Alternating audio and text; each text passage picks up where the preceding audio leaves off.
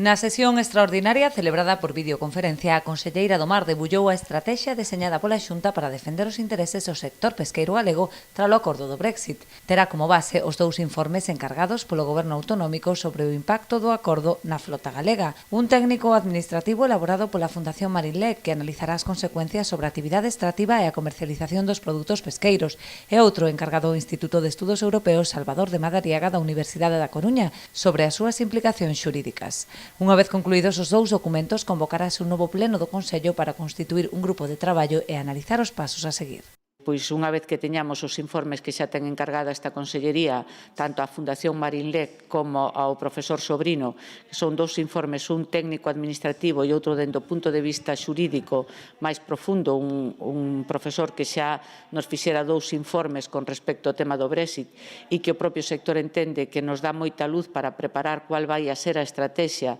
que ten que manifestar o sector pesqueiro galego na defensa dos seus intereses.